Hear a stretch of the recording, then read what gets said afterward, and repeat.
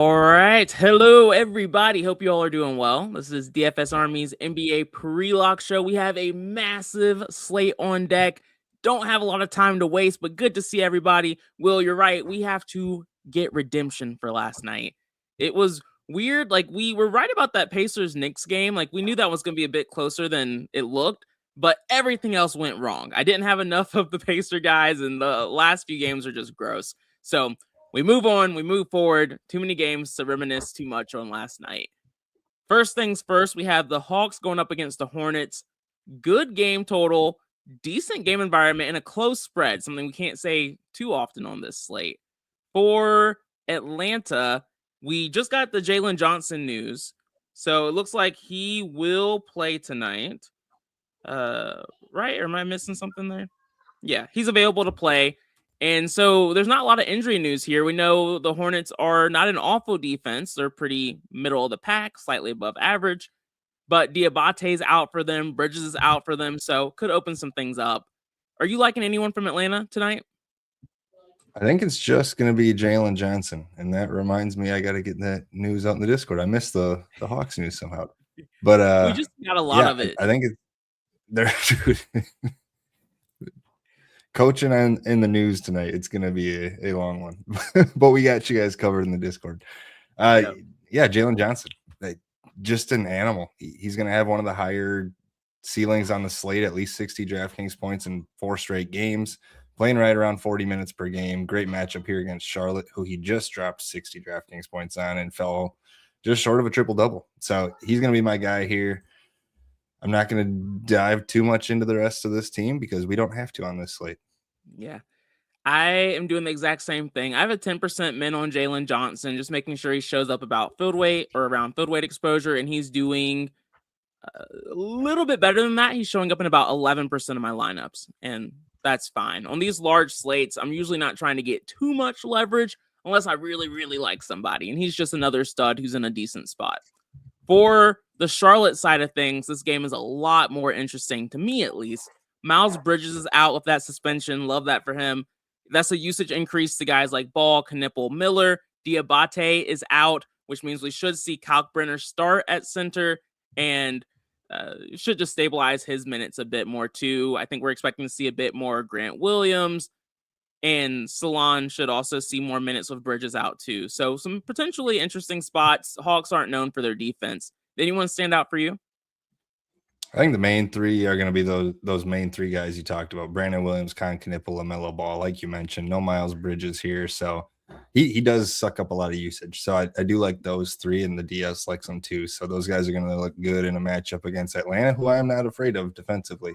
Exactly. Like you said, Salon is going to project really well. I don't know that we need him on this slate, and I think that's reflected with his ownership. So not a guy I'm exactly forcing. And then I think the same can be said with Grant Williams. He is drawing a little bit more ownership. We know he can get there. It is kind of why I look at him slightly differently. So if you are in that 3 to 4K range on Charlotte, Grant Williams would be my preferred option. I just don't think we have to get to Salon here. Yeah, I agree. Naturally, the DS is a big fan of LaMelo Ball and Brandon Miller, so I didn't do anything to them here. And if you're wondering what we're talking about when we say the DS, this is Domination Station. Click the link in the description. Use promo code MADNESS, MADNESS, for a 10% discount there. Also, we'll have access to the Discord and all those news updates that Madness was just talking about. He's on that tonight. All of them. Yeah, all of them. And so Ball and Miller show up by themselves. Con Knipple, he wasn't showing up for me enough, and so I just put a 25% min on him there. And then I have a 15% min on Grant Williams, only because he's a value option on this slate that I wanted to see in the mix. Not my favorite value by a long shot, but just one I want to see show up a bit more. And then Salon shows up by himself in about 5% of lineups, which you can see, or 3% of lineups, but I didn't do anything to force that. It's just a value option I don't completely hate, but probably not a name I would click on I just wouldn't do it myself. All right, Madness, the Bucks. I'm curious to see if you're interested in any of them because they did not show up a lot for me. Milwaukee, there is no Ryan Rollins, so, KPJ is... We're playing KPJ, or at least I am. And no Giannis.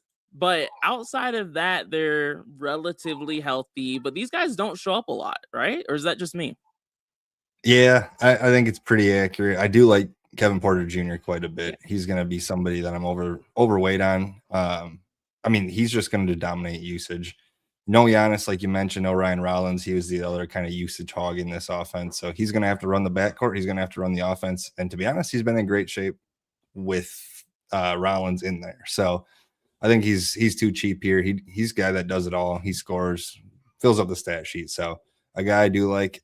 I think there's a non-zero chance. I don't think it's a high chance. They could throw Cam Thomas in the starting lineup. He read my mind. I don't think they do it, but they need scoring in this offense, so I could see them going that way. And it's going to be between Cam Thomas and Bobby Portis. Either way, that does soak up a little bit of the usage that Ryan Rollins opened up, but I don't think it matters for Kevin Porter Jr. If Cam Thomas does start, you don't have to pull my leg to get there because I think he would see plenty of minutes in that scenario. So we know he's a good DFS guy when he's out there, but getting out there is part of his problem. So right now, as it stands, mostly Kevin Porter Jr. The starting lineup could change things a little bit. Yeah, it's tough for me because there's one guard in particular who smashed last night who I'm really trying they have him shooting guard, small forward eligible, but I really like Devin Carter on this slate too as one of my value guards. And so it's a little hard for me to prioritize Cam Thomas over him. But with Ryan Rollins out, like you said, I think you're right that there is a non-zero chance that he can do well. And he's a much better play if he starts. If he starts, I'll put like a 5-10% min on him, something like that, just because we know the upside he has. But not having that information, more than likely, probably not starting. I'm just going to have a 20% min on KPJ, Kevin Porter Jr. He's going to be a leverage play for me tonight. Someone I want to be over the field on. He's shown in these spots he is good, even in tough matchups. So for now, it's KPJ and no one else, but I think that's a good shout out, Dixon and Madness, that Cam Thomas should not be forgotten about because he could definitely be sneaky. And yeah, appreciate it. If y'all could hit the like button, that'd be sweet too. Code Res said, do you guys ever boost these players or do you just put mins on guys you like? For me personally, I only do mins, but Madness, what do you do? Yeah, I'm kind of the opposite. I'll slap, like, love, hate, adore. That's kind of how I get some leverage on the fantasy projection and get away from some of the field. So two different ways of doing it. I don't think you're wrong for doing it either way. Yeah, I agree. Sweet. All right. Other side of this game, we have the Magic. And I am not playing any of the Magic. Let me see if we have no real injury news here either. Did they stand out for you? The only guy that I'm talking myself into a little bit is Desmond Bane, just because the price tag is probably getting to a point where it's too low. Now it's coming down because of the emergence of Anthony Black. Mm-hmm. The matchup is really good, especially with one of their better guard defenders out. That's Ryan Rollins. So I do like giving Desmond Bane a slight bump, but he's going to be the only guy from Orlando that I really look to. Yeah, I don't disagree. I didn't do anything to force him, but he does show up on occasion around like 2 to 5%. And some of the runs I do on the domination station, but in this last run, he's not showing up at all. I don't feel passionately enough about him to force it, but I understand that play. He's getting cheap. Next up, we have one of the higher total games on the slate, but it's also one of the wider spreads of the slate. Washington going up against the Cavs, two not great defenses. Cavs play at a very fast pace. It's weird. I thought I would like Washington a bit more, but no one really stands out. Alexander Sarr is he officially out? He is out. Damn. Okay. When do we so get that I don't know what they're going to do at center. I'll be very honest. Yeah. We just got that 5 minutes ago post when we went live. I'm with you. I have no idea who they're going to play. I mean, I'm sure they'll try and get Anthony Gill a bit more involved. It wouldn't shock me if we see, like, they just don't have a ton of bigs. Vukcevic is also out, so it's probably Riley and Gill, right? Yeah, Riley was going to be the other guy I was thinking, but they have no size with Sarr out there. Which is why I like a lot of the Cavs a bit more. But Yeah, I have a 5% min on Keyshawn George just to have some exposure to this high total game.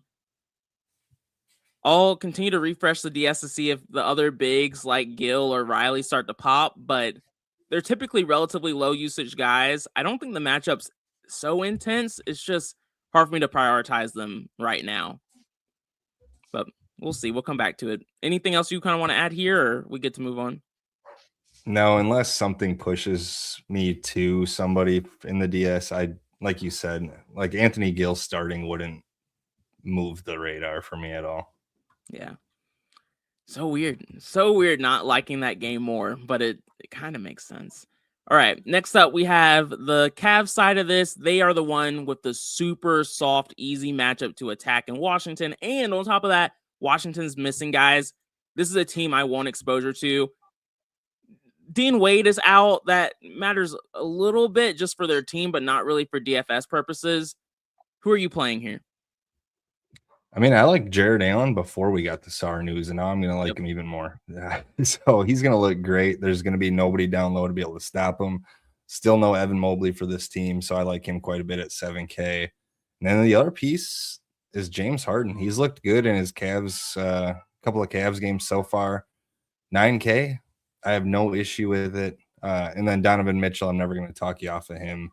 9,500 against Washington. There's probably better spend ups, but I get it if you go there. He's got the upside. And if you land on Jalen Tyson, I'm good with that too. He probably starts at power forward. Yeah.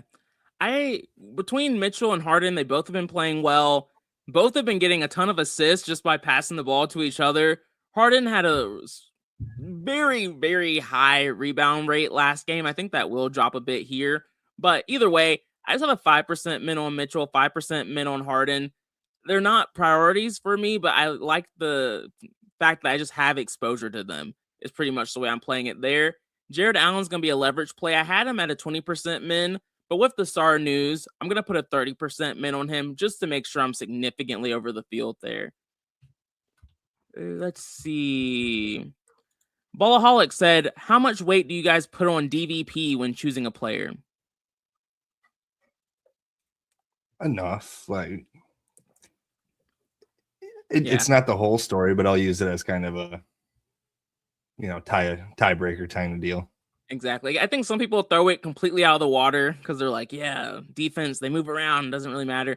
I look at it, it's something that I'm like, okay, tough matchup on paper, but if the price tag is right, if I think there's upside with that player, they have a high enough usage rate to like overcome a tough defensive matchup, or they're so cheap it's worth it to me, then I'll ignore it. But kind of like what you said, it's just a part of the piece. So yeah, 30% min on Jared Allen, and then nobody else for me on the Cavs.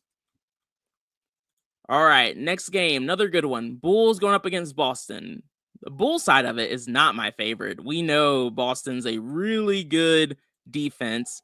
Chicago, they are without Josh Giddey, Jalen Smith, Isaac Okoro, and so that keeps them viable. That keeps their projections pretty solid here. Are you liking this team more than me? Not really. I'm good with Colin Sexton. He's played 29 minutes, at least 29 minutes in both his Bulls games. So he's going to get the run, especially without Giddey and Trey Jones. I mean, I said it since they traded for Anthony Simons. He was going to be 6 or 7K before you know it, and now he is. So it kind of takes the value out of him. I think it's really just Colin Sexton from the Bulls here. I could see Nick Richards. He's getting some run at the 5. Obviously, he is the 5. So 4,200. The issue is on a slate this size, we have more value than we could ask for. So it's probably the wrong slate for him, but interesting guy to keep an eye on. Yeah. This is a team that if it was a smaller slate, I would take a risk on, take some shots. But given the full context of the slate, I keep saying it. There's just guards I like a bit more than Sexton, but just looking at just this game, it makes sense to have exposure to him. But the 13% ownership on a 13-game slate is just one I don't love in a tough matchup, but it's not bad. I'm not doing anything to Chicago. I'm not going to have exposure to them, but their price tags are solid with the guys they have out. Kind of goes back to that question of DVP versus price tag and things of that sort. I'm valuing the DVP a bit more here than the good pricing and decent ownership. Other side of this game is a little bit more interesting. Boston, they don't really have anybody out, which is why they're not seeing a ton of ownership, but the matchup is really soft going up against Chicago. I have a 10% min on Jaylen Brown. Do you like Brown or anybody else? Yeah, Jaylen Brown's going to be my favorite play from the Celtics. I mean, as long as he's under 10K, the matchup is about as good as it gets against this Bulls team. So love Jaylen Brown. The rest of the team, not so much. It's going to be just Jaylen Brown here for me. Dixon's thinking about some Baylor Shearman. Do you think about him at all? No, not tonight. We have too much value. Fair game. All right. One of the teams I like a lot on this slate is the Pacers, and that's terrifying to say because, it's the Pacers, but we know Matherin's gone. Pascal Siakam played last night, killed it, but he's not playing tonight. And so big usage rate increase for the guys who will be starting, which we can go over. Zubac is not playing, and so we should see plenty of Huff and Potter playing center minutes, which we've seen for the last few games. Jarris Walker is questionable, so if he gets ruled out, we should see Shepherd move into the starting lineup. Andrew Nembhard, who crushed last night, is also out, and so there's just a ton of usage gone from this team. In the projected starting lineup that I have currently, which is not official, can definitely change. So we saw it before. It can switch up. Is Cam Jones at the 1, then Quentin Jackson, Ben Shepherd, Jarris Walker if he plays, and then Micah Potter. So I don't know. We'll see if that's right. But how are you treating this team with all the injuries they have? That is my projected starting lineup as well. They have 9 available bodies with Jarris Walker in there, 8 without him. They're going to have to play big minutes, each and every one of these guys. So they're going to look great. Quentin Jackson in particular, he's going to be a core play for me tonight. He's just been awesome when he's given the opportunity, especially over the last 2 games. And now he gets a great matchup against the Nets. So he's going to look good. Had a bunch of Micah Potter last night. It ended up working out. He was fine. The first half was kind of ugly, but starting at the 5, he's an undersized 5 that can shoot. So no issue with him at 3,600. Should play huge minutes again. Those are my favorites. If Jarris Walker is in and plays, he's going to look good. He's a guy that he can run an offense, and we've seen him do that even with like a Siakam or a Mathurin out there. Those guys aren't. So he's going to look good. Kobe Brown is projecting really well. I came off of him slightly, but if Jarris Walker misses, I'll probably just leave that projection alone because he's going to have to play all the minutes that he can, especially at the forward spot. So Quentin Jackson, Jarris Walker, Micah Potter are my favorites. And then the ancillary pieces, if Jarris Walker is out, that kind of changes a little bit, but the matchup is great. Love targeting the Nets anytime I can. It's real. Tony said, do you think a lot of teams will play their bench players most of the games due to being All-Star week or the week before All-Star week? I think they're more likely to rule them out. I don't think there's going to be any real minutes monitoring. Yeah, I wouldn't play it too much into my algorithm, I'll call it, or process.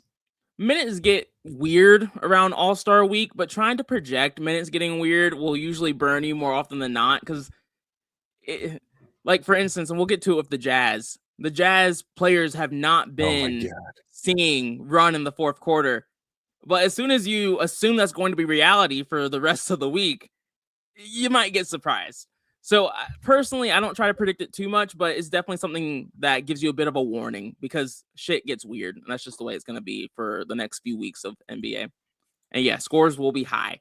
But yeah, I like this Pacers team. It's a team I want to have a good amount of exposure to. Walker doesn't show up too much by himself, which worries me a little bit. If we get that news before lock, which we probably should, as long as he plays, I'm willing to get at least like a 20% min on him, potentially 30. I think he's fine, but he's not like my top value play. Jay Huff, I have a 10% min on. He should see a boost in usage, and I like this matchup with Clowney out officially. 10% min on Cam Jones. Very low points per minute guy, but he should play a ton of minutes tonight. And so I just want exposure. Ben Shepherd, if he shows up, he shows up. He's a low usage player typically, so he's not someone I want to go out of my way to prioritize. But Quentin Jackson, call it FOMO because I was not on the train last night, but I'm just locking him in all of my lineups at this point. He is one of the better value plays for me on this slate. If for some odd reason he doesn't start, then I won't lock him. But assuming he does, he is a lock. And then Micah Potter, Kobe Brown, those are guys who, like, Potter's showing up in only like 9% of my lineups. Kobe Brown's showing up in about 5% of them. I have exposure, but they're not guys I'm trying to prioritize. Just relatively low usage rate guys. But for Potter in particular, it is a soft matchup. So I still understand the ownership, even if I'm not going out of my way to force it, at least right now. Anything else you want to add on this team? I feel like it's one of the more important spots on the slate. Yeah, I mean, it's kind of surprising given the implied total, but with all the value, it's going to be important. So I think we touched on everything. I don't think you need to go to a Talon Peter or an Ethan Thompson unless they start, which Pacers could do that to us. So who knows? Yeah, agreed. I'm just double checking, making sure there's no one else I want to do anything to. Yeah, I think the only thing I'll do is boost Cam Jones a little to 15% just to be slightly over the field. I like him in this spot. All right. Other side of this game, we have the Nets. Nets do have injury news. For Brooklyn, they are without Michael Porter Jr. still. We know the usage rate monster he is. Cam Thomas is gone. Nick Claxton officially ruled out. And then I believe we got the Clowney news. Yep, he's also ruled out. So this team's pretty low on bigs, which means you'll see guys like Wolf and Sharp pop a lot more as well. Pacers are a team we usually like to attack. Who are you looking at here? Yeah, Day'Ron Sharp looks great. There's a lot of like mid-range centers that are going to look fantastic today, and he's one of them. Right now I'm underweight just because of a guy I'm getting to later in this slate. I might bump that up just a little bit because we know he's a great per minute guy, especially given the matchup. So I like Day'Ron Sharp quite a bit. I think you nailed it with Danny Wolf. He's going to play a bunch of minutes, probably at the 4. Great matchup. He's a guy that can go out there and shoot and get some rebounds. So he looks good. I think that's going to be it for me. Yeah. Trying to decide if I forgot. We figured out how to say this guy's name. I'm going to go back to Igor Demon, but I don't think it's the right slate for him, but he is projecting okay. So I don't mind landing on him. See, I was saying Demon the whole time. I just wasn't sure that was right. So I came in here whatever y'all say is fine. And I'm still not completely sold. I will never probably really know. Sharp, I had a 40% min on him, but his ownership just keeps creeping up. I already have 2 locks on this slate. He's one that I would consider just making it 3, but that's just me really just trying to make this slate easy for myself. I'm just going to put a 60% exposure maximum on him and just kind of force him into being a core play. The other guys on this team, I'm not going to prioritize. Low total game, and they're priced where they should be. All right, another tough matchup. 2 good defenses. We have the Pistons going up against Toronto Raptors. For Detroit, Jalen Duren and Isaiah Stewart are out with those suspensions. Love that for them. Paul Reed is the guy who should benefit the most here. More secure minutes with those 2 guys out. And he's been a pretty good points per minute guy this season and through most of his career. He's had some moments. And then Ron Holland is out as well. So some of the forwards benefit a bit. Wings in general have a good spot. But tough matchup. I'm not playing any of the Pistons. Are you prioritizing anyone? So Paul Reed is going to be one of those guys that I kind of mentioned in that Day'Ron Sharp tier.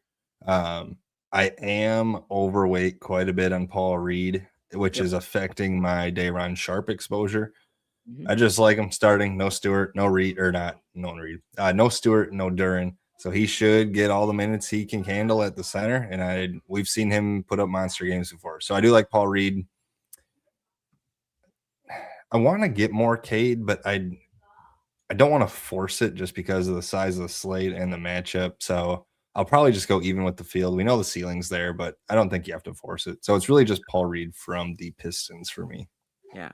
Again, I try to be super transparent when my biases are coming out. And I'm just tired of playing Cade because I've had men's on him for so long and he just hasn't done jack shit. And so we'll come back to this relationship post All-Star break. Can he do well in a tough matchup? Yes, we've seen it before. But given the other options, I'm just saying screw it. Paul Reed, he shows up naturally for me too. He shows up in about 36% of lineups. So that's some pretty good leverage if he's able to come through, which, like we've talked about, I think he should. And the Raptors are not great right now when it comes to bigs. We do know that Jakob Poeltl will play tonight, but it's going to be a tough matchup. Jakob Poeltl's not a good defender in general, but he also is going to have limited minutes, so he won't play a ton. Colin Murray-Boyles, one of their other bigs, is out. And so it's really just Mamu and Jakob Poeltl. They might give Trace Jackson-Davis some minutes. None of these guys I'm worried about from a defensive standpoint. So that makes Paul Reed a bit better there too. I'm not playing any of the Raptors. Do you have a favorite though? Like I feel like it's weird not playing any of them. Yeah, I'm not playing any of them either. The matchup stinks. Yeah. RJ Barrett, if I had to pick one, but he's been in good form, but I think the price is just about right where it should be. And I think that's the case for a lot of this team. So yeah, no Raptors for me. Agreed. All right, next we have Knicks Sixers, probably one of the better games to watch. 225 total, 2.5 point spread. Knicks played last night. OG was out. For today, we have OG out once again, which means we should see Sam Shamet start once again. I didn't have anyone I wanted to force exposure to on the Knicks. Do you have any favorites?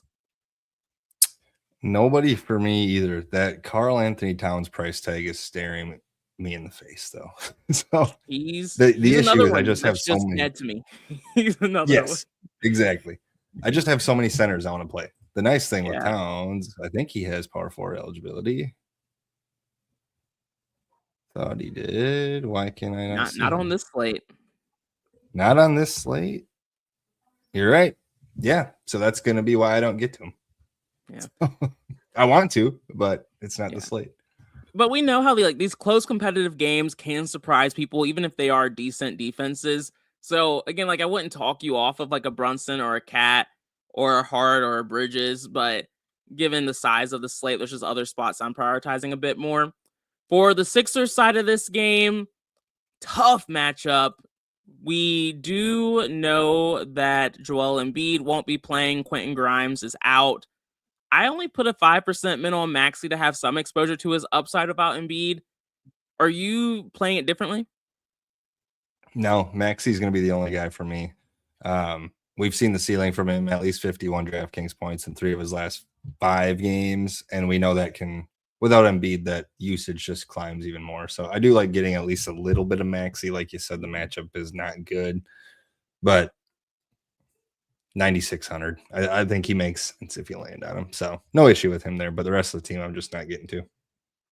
Man, you are not wrong, Dixon. That is part of my problem too. Madness, do you have any general advice? You're a goat when it comes to single entry stuff, but would you build similarly, or what's your approach for 3 maxes or 5-man teams? Yeah, I play them pretty similar. What I'll do is I do want to find a way to get some heavy leverage with those 3 teams. I think you can get more leverage than you otherwise would with a single injury because you can play it a little bit more, I'll say risky. It's probably not the right word, but if you can find some of those higher owned 2 to 3 guys on each team, I think you just swap off of them, find a high ceiling guy that's not getting any ownership in a similar price range, and that's how you attack it. Yeah. And then next up, we have this Clippers-Rockets game. Lowest total on the slate, so never my favorite thing to attack. Just Rockets are a really good defense. No injury news besides Garland not playing, which he hasn't yet for the Clippers.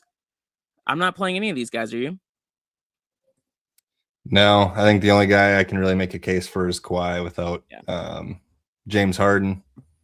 But like you said, I hate targeting teams and guys against the Houston Rockets. Same. And I'm with you. Kawhi's the only one I can make a case for. This Rockets team pissed me off last night. They're on the back end of a back-to-back. They're also dead to me. Like, they haven't really shown a lot of ceiling lately. I don't love this matchup. Terry Easton's doubtful, so that's a slight boost to guys like Okogie and Shepherd. But I deep down, I do want to force some Şengün. Like, you're not gonna. You're right. I do deep down, but he's dead to me, so I'm not playing him. Are you playing any Rockets? Yeah, I'm in the same boat. Şengün screwed me last night too, so it's gonna be a no-go for me. Yeah, his price tag also hasn't come down, and I don't like. He's typically not great on the back end of back-to-backs. Like, but these spots make sense. This is a spot he should be able to dominate in. But screw it, not gonna waste time on that because I'm not playing him. All right, next up we have Portland against the Minnesota. Similar thing here where it's just really tough matchups. Shaedon Sharpe is out, so we should see just more stabilization for Grant and a higher usage to like Grant's minutes, starting things of that sort, and then increasing usage to the rest of the guards, but they don't really have a problem with that. I'm not playing anyone from Portland. Are you? I did get a little bit of Drew Holiday. Like you mentioned, without Shaedon Sharpe, he's been in fine form. Scoot Henderson, I had to give a little bit of decrease to because I was getting a little bit of him, but I don't think it's the slate for him either. So just a smidge of Drew Holiday. The matchup again, not great here. Yeah, thank you for correcting me. I do have a 5% min on Drew Holiday that I missed. So I do have literally 5%, and technically like 1% of Robert Williams that the DS threw in there, but no one else is showing up. It's really just his cheapness and no Shaedon Sharpe. Minnesota's a little tough right now because Anthony Edwards is questionable. We know if he gets ruled out, we're going to like Randall, McDaniels, Naz Reid, Dante DiVincenzo more. I don't know if it would still be enough on this slate, but it would be more interesting. Ooh, Grant Williams is starting. That's fun. I like that 15% min a little bit more now. But I am not forcing exposure to any of these Minnesota guys. Do you like them more than I do? I'm getting more Randall than I probably feel comfortable with. Obviously, like you mentioned, that changes if Anthony Edwards is out. But as it stands, assuming Edwards plays, it's tough to assume because a game time decision with illness can go really either way, especially right before the All-Star break. But really just Julius Randle, and it's not in a big way at all. Not really a game I'm in love with. Yeah, it's interesting. I thought he wouldn't show up as much for me, but he is showing up naturally in about 17% of lineups. So I like having it just for late swap optionality, but ideally I don't have quite that much if Anthony Edwards is playing. All right, there's a few games I like here. We start them off with the games I like, with the Heat going up against the Pelicans. For Miami, they are going to be without Andrew. Well, Andrew Wiggins is questionable. So if he gets ruled out, boost to Jaime Fontecchio, see a nice boost. Norman Powell is already ruled out. And so Fontecchio, Gardner didn't start last time, but people are expecting him to see more run here if Powell gets ruled out. Pell Larson, similar situation with Powell. So there is injury news that keeps these guys viable. And then so it's a weird spot. I am getting a little lost just with how they use their minutes. They keep things pretty wide. What are you expecting Miami to do tonight? I would imagine they go back to starting Khalil Ware. Maybe they get Gardner. If Gardner does start, so I'll make it very easy. If Gardner starts, he looks like a great value play. He's a guy that has proven he can put up points when he gets the minutes. If he doesn't start, like last game, saw 6 minutes, I just don't think you can play him if he doesn't start. So if he starts, you can play him, and he looks great. If he doesn't, don't play him. It's not going to work out for you, more than likely. And I think that's... Oh, go ahead. Keep going. Nope. Go. Was that it? Were there other people you liked here? Khalil Ware is the only other guy. it scares me, mostly because of last game where he somehow managed to foul out in 14 minutes against the Utah Jazz. Special guy. I'm willing to look past it. The ceiling we know is there. That's just the most frustrating outcome we could have asked for. So I do like Khalil Ware. Yeah, thankfully it will keep his ownership low once again, which is nice. But I'm seeing it the same way. If Gardner starts, he's a smash play, same way I saw him last game. If Ware starts, he's a smash play, just like we saw him last game. I'm not going to let the foul trouble stuff worry me too much. But if he doesn't start, he's someone I'm not going to play. I have a 5% min on Fontecchio.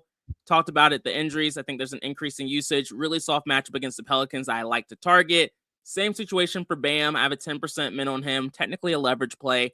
Just someone that I like playing when he's low owned, and especially in soft matchups. Probably one of my, I'm not going to say that, but just a play I do like a lot at low ownership. So, yeah, I like the Heat tonight more than most, I think. And then for the Pelicans, fast-paced matchup, but good defense. For New Orleans, they have no real injury news. Everyone's healthy, which makes it a little bit harder to look at them. But I took some shots. Are you playing anyone here? Yeah, I think the big thing here is, like you mentioned, a pace-up spot against Miami. So guys like Trey Murphy, even Zion, he's not a guy I love, but yeah, I think it makes sense tonight. The DS is pushing Derek Queen on me. I don't think I can do it, especially with just center eligibility. With the other 5K centers I do like, I'm going to come down off of that a little bit. We know the ceiling's there, and that's a great matchup, but it's really going to just be Trey Murphy, Zion, and I do have a little interest in Sadiq Bey. He's just been awesome as of late. Yeah. So no issue with those three. Mm-hmm. And the thing, when I think about the Pelicans guys, I think of them as guys who do a lot of peripherals. Like they're doing everything out there for their team. And so Trey Murphy I have a 10% min on, Zion I have a 5% min on, and Sadiq Bey I have a 5% min on. I just want them to show up because in a fast-paced game, there's more rebounds, there's more assists available, and it's a spot I just didn't want to miss out on. It's just a game environment I like, long story short. For the Kings, another game environment I like a lot due to really bad defenses and injury news. For Sacramento, no Sabonis. So we should once again see plenty of, is it Reynaud? I don't know how to say his name. Reynaud is how I say it. And then Cardwell. What is it? Reynaud? Reynaud. Yeah, you got it. Oh, Reynaud. All right. And then there's Russell Westbrook who's out, which means we should continue to see plenty of Devin Carter. And then usage boost to all the other guards. And then Zach LaVine's been out for a minute, which means we should continue to see Nick Clifford starting. And then DeAndre Hunter's out. Matters a bit less to me, but Achua benefits in that spot and, solidifies things for bigs too there. Great matchup. Do you like the Kings, though? We know they're a team that's been a little hit or miss this year. Yeah. So, I mean, right now is a guy that is impacting that 5K center range. So the Day'Ron Sharps, the Paul Reeds, I am getting quite a bit of right now, and it's causing me not to get as much Day'Ron Sharp. I did just rerun to get a final look, but the matchup is great. No Domantas Sabonis, like you mentioned. Absolutely massive game last time out, and the minutes were there. So I like him quite a bit. I think you nailed it with Devin Carter, another guy that's going to see big minutes in a great matchup without the ball hogs that the Sacramento Kings have in their backcourt. So Carter he was a high draft pick for them too. So they should be incentivized to give them some minutes. I mean, all these guys right now, Carter, Cardwell, Clifford. I mean, all these guys are high draft picks for them. So if they're not playing these guys in a season where they should be tanking, I don't know what they're doing. But right now, Carter, Cardwell, Clifford, they all look pretty good here. Yeah. I have a 20% min on Clifford just because he started to fall off a bit for me. And so I just want to make sure he was in the mix. Plenty of minutes here. We keep talking about it. Cardwell shows up a good bit by himself, right around 29% exposure. So we'll be a little bit over the field there. Right now, I have a 20% min on. I had 15, boosted it to 20 just because I do like having a mix of these centers. I do still prefer Sharp and Reed, but I don't want to forget about right now. Devin Carter's going to be a lock for me on the slate. He's another one of those value plays I just trust and like a lot. And then that's going to be about it for me for the Kings. Jazz side of things, still a tough matchup, but we know they've been getting weird with their minutes. For Utah, we have Keontae George out, but no one else. The tough part is the minutes have been very inconsistent. Guys like Lauri Markkanen and Jaren Jackson Jr. haven't been playing in the fourth quarter. So how are you seeing the Jazz? Yeah, you nailed it. I don't know how you trust this team right now. They just trade for Jaren Jackson and they don't play him. I mean, it's very clear what they're trying to do. I don't think the league takes exception to that. So and even with Yusuf Nurkic, I mean, they've seen he's a DNP coach's decision in the past couple of weeks. I can't trust this team. Sketchy. And one thing I forgot to mention, I do have a 5% min on DeMar DeRozan for the Kings. He still plays relatively decent minutes when a game stays close. And this is two shitty teams going up against each other. And so I'm willing to take a small shot on DeMar DeRozan. He'll probably suck, but at least I have some exposure if he doesn't. I am taking a shot on Lauri Markkanen. His minutes have not been consistent. We know that. But this is a soft matchup. And I play these type of guys in soft matchups, hoping this trend of him not playing in the fourth quarter is broken. So I think it could be a little sneaky. I have a 5% min on him. Just 5 games ago, we had a 50, 60-point performance. So he wasn't hurt or anything. Hopefully they reverse some of what they've been doing. Then Isaiah Collier, I have a 10% min on. He's someone that's technically a leverage play, just a guard that I do like on this slate. He plays a ton of minutes, decent points per minute guy. Just think he's going a little slept on in a game environment I like a lot. And that's pretty much it for the Jazz. No one else is showing up by themselves. All right, for Memphis, we have Santi Aldama out. So boost to guys like Gigi Jackson, Kyle Anderson, Hendricks, some. Cedric Coward is doubtful. So boost to guys like Spencer, KCC, and Pippen. And then the rest of these injuries that they've been hurt for a while. I didn't get any of Memphis. Did you? No, not really. Just a sprinkle of Ty Jerome. He should start at point guard. It's just probably not the slate for him. He's only playing about 20 minutes a game, but he has been very good. 37 DraftKings points in 3 of his last 4 games. Yeah. So the price tag is up as well. I just don't think it's a slate for him. Agreed. He's showing up in about 3% of my lineups, and that's totally fine. I'm not mad at it. I kind of like it. I like it when those low-owned guys show up by themselves who have upside. Denver is interesting because they are relatively healthy. Like Spencer Jones is doubtful, so we should see Strother start like he did last game. Matchup is great, but you're not seeing a ton of ownership here. Do you like Jokic, Murray, those two at all? Definitely like that Jokic guy. He's okay. He's all right at basketball. So if you can get to Jokic, I have no issue with it. That he should be able to do whatever he wants, whenever he wants, as always. So he's gonna look like one of the top raw options on the slate, as he always does. And then I think my second favorite I'm between Strother and Jamal Murray. Strother has been very good with his role with some of these guys out. 28.5 DraftKings points in 3 of his last 4 games, 29 minutes in back-to-back games, and he's scoring. So I do like Strother. I'm not getting much Murray, and I don't know why. He's been very good, so I don't have an issue with Murray. I'm just not getting to him for some reason. So it's Jokic in a big way, and then Strother and Murray in more of a marginal amount. Yeah. I have a 30% min on Jokic, just trying to make sure he shows up around field weight exposure. We know what he can do, just didn't want to not have any of him. Then I have a 10% min on Jamal Murray. Not my favorite guard. We have so many guard plays on this slate. He's just one I wanted to have exposure to, but I'm not going to be over the field or anything like that. And then this last game, we have the Thunder going up against the Suns. For OKC, we have SGA out, which means we should continue to see Wallace start and then a boost to some of the other starters.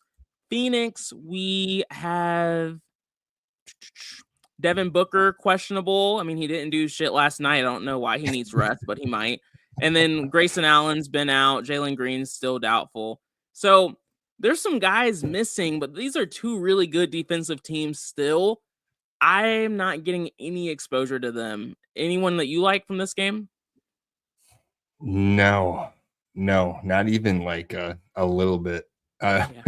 I'm a little burnt from Devin Booker last night. Yeah. So, I and mean, yeah, if Devin Booker it's not a gets good ruled matchup either for out, him. would you be a bit more interested? Maybe, but Yeah. really, no. Like the matchup doesn't change. So, Yeah. no. It's just not my favorite spot. Like, what is that? Second lowest total game on the slate. Just a weird one. What a bad game So, to end on. yeah, it's just like there are so many good games. We probably should have swapped the order a little bit, but it's just a bummer way to end. But overall, I like the slate. Like, we have a decent amount of options, a lot of ways to get different. I do think, you have to continue to keep an eye out. Probably will be a need to late swap at some point. So always something to keep an eye out for. But anything else you kind of want to add before we wrap up? Nope. Stick around the Discord. I'll be dropping news until you go to bed tonight. So come hang out with me. You're a real one. It is crazy. We got through all those games in 45 minutes. I didn't know if we could, but we somehow did. So it's easy when there's some games where you can just be like, yep, nope, not for me. Yeah. Yeah. It always makes me nervous when I do that. It's like, am I missing one? Like, am I missing something? But 9 times out of 10, it's usually fine. Now I'll watch just Phoenix and OKC go to triple overtime. That is the reason I hate OKC, because they did that like 2 or 3 times at the start of the season. And I was like, what the hell? Like, these are bad game environments and you're going into OT. So for me, like, we have Devin Carter, Quentin Jackson locked. And then Brandon Miller is still showing up a lot, Sharp showing up a lot. And the one thing that's a little worrisome, my LaMelo exposure fell, but that's because I'm locking and I like so many guards. So I'm still close to field weight exposure there. And yeah, I like pretty much everything that's going on. The one thing I might do is boost Paul Reed a little bit to try and get closer to 40%. But if I don't like the way it's doing that, I'll not do that. But all my men's are showing up the way they're supposed to. So we're just going to call. Oh, Showtime said, do you guys put a min on where? For me, I have a 15% min on where currently, but I'm willing to take that off if he doesn't start. I will take that off. Actually, no, I have a 20% min on him because his ownership keeps going up. So if he starts, I'll play him. If he doesn't, I won't.